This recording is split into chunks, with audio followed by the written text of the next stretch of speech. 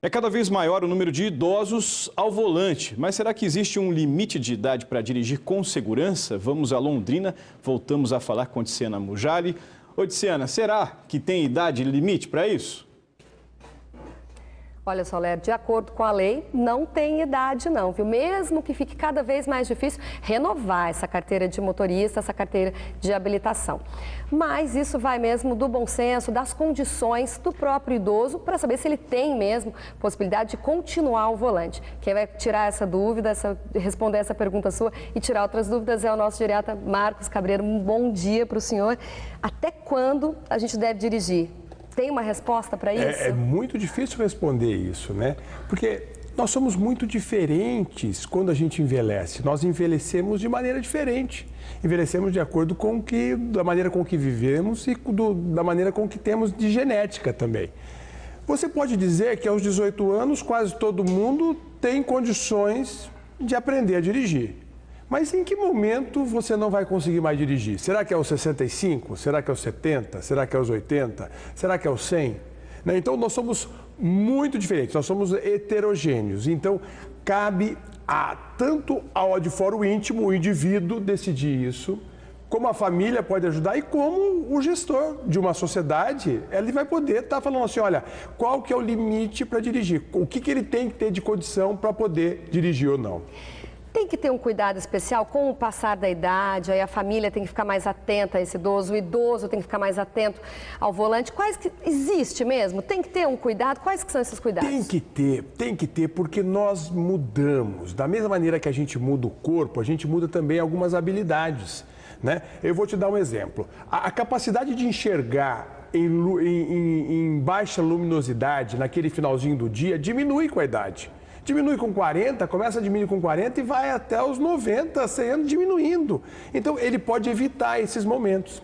Existe uma dificuldade de processamento simultâneo. O que é isso? É pensar várias coisas ao mesmo tempo. Um adolescente é capaz de ver o computador, o celular, né? E ainda pensar em fazer a tarefa e ainda pensando na namorada. Ao mesmo tempo, a gente quando envelhece, nós vamos mudando e a gente vai ficando muito seletivo. Acontece isso na direção, né? Então, se eu entro numa rotatória com muitas opções, eu vou ter dificuldade. Se eu ando numa via com muita rapidez, a velocidade daquela via é muito alta, eu vou ter dificuldade. Se eu pego um carro com muitos recursos, né, e que eu tenho que ficar mexendo, eu vou ter dificuldade. Então, essas são as alterações que podem acontecer com qualquer um, mesmo sendo um indivíduo saudável, ele pode ter essas dificuldades. Essas dificuldades são percebidas pelo motorista e também muito pela família. Aí a família decide, papai, mamãe, não vai mais dirigir porque eu acho que não tem mais condição. E aí, como que fica esse impasse? Esse eu acho, né? Você vê que a sociedade também faz isso, né? Existe um preconceito enorme. Não, idoso não serve, né? Quando você está andando, quem que você coloca como aquele indivíduo barbeiro? É um velhinho, né? Você está no cinema, na novela, quem é o barbeiro? É o velhinho. Então, existe um preconceito muito grande com esse indivíduo idoso. Isso não é verdade. Porque ele tem dificuldades, mas ele tem facilidades. O idoso é um indivíduo ponderado, é um indivíduo calmo, é um indivíduo que pensa nos riscos. Então, ele acaba sendo um bom motorista. Agora, vai chegar um momento que ele não vai conseguir, por conta das doenças. Nós temos inúmeras doenças que atrapalham para dirigir, as doenças neurológicas, as doenças musculares, as doenças de equilíbrio, as doenças de rapidez de reflexo. E aí ele vai ter que abrir mão disso, como ele abriu de muitas outras coisas. Não é diferente da aposentadoria, não é diferente da viuvez. Então, este momento é um momento importante. A família precisa ajudar e precisa ter sensibilidade, porque o mais importante é garantir a autonomia do indivíduo.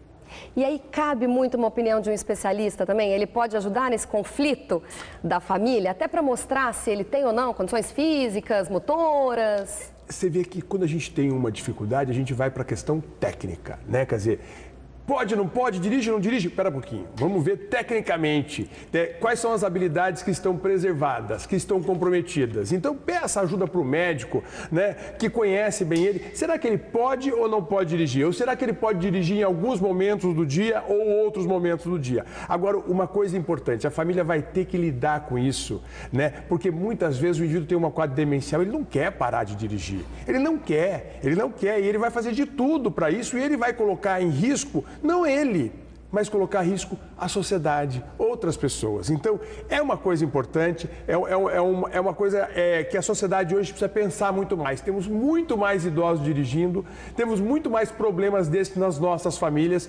Nós precisamos pensar de que jeito nós vamos fazer essa transição. Até porque ficar sem dirigir não é o fim do mundo, né? Doutor, muito obrigada pelas suas informações, por atender ao nosso pedido. É sempre muito bom. Infelizmente, o nosso tempo acabou e por causa disso a gente fica por aqui hoje, mas você, claro, segue muito bem informado com as notícias da capital e também do estado. Até amanhã.